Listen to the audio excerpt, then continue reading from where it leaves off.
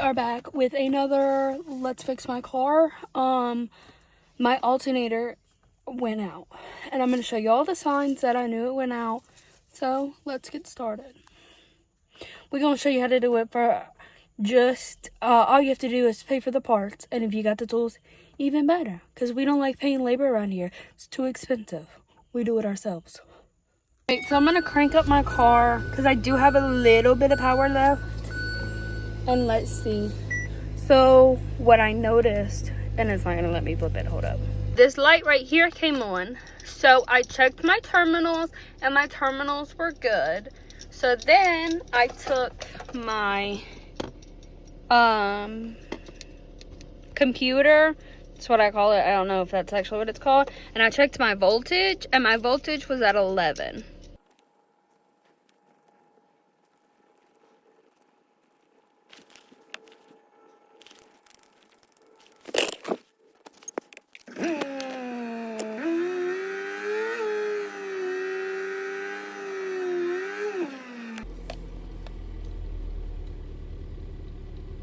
Alright, so as you can see, this is charging under the acceptable limit. So we're going to take it out and we're going to replace it. So the first thing I'm going to do is disconnect the battery. So it's just a 10 mil socket.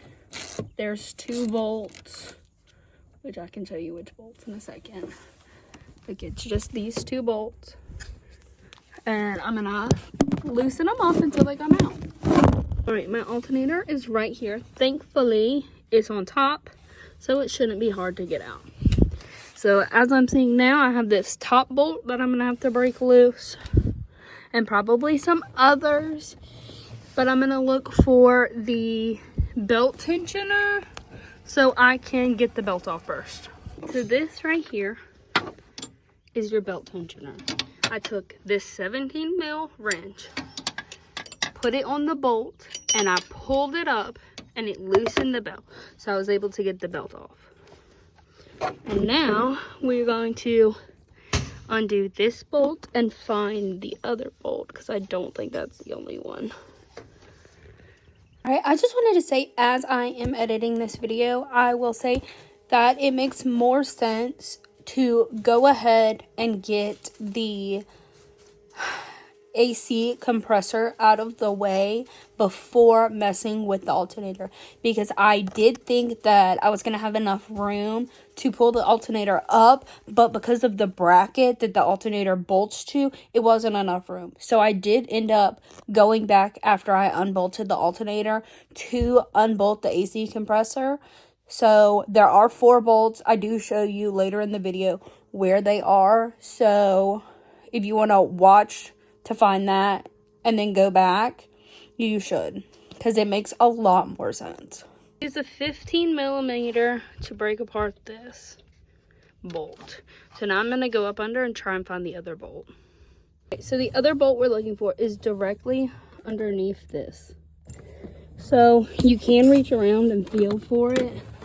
That tape was how I was able to find it. But I am trying to go underneath it to get it out. This, however, is my next issue. I don't know how I'm going to get that out, but we'll figure it out together. So I'm going to go back underneath it and get the other bolt out. So, if you, let's see.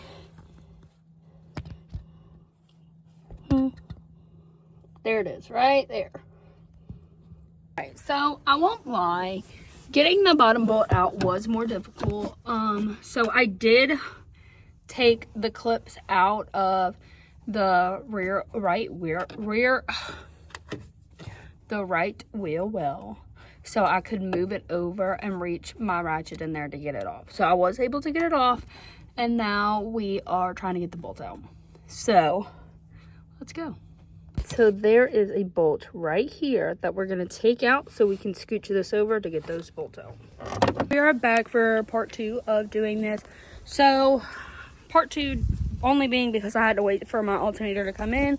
So we left off on getting the top bolt out. The top bolt is out. The bottom bolt is still stuck in place. So now we are gonna have to, I thought this was gonna be easier to be able to get it out the top, but now that I'm seeing, because of the brackets holding it in place, we're gonna have to drop it from the bottom.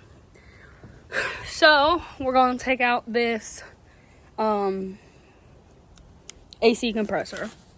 So there's 2 bolts here, and directly on top is another 2. So these you have to be very careful with and try not to puncture a hole, because it will not end very well. So now I'm trying to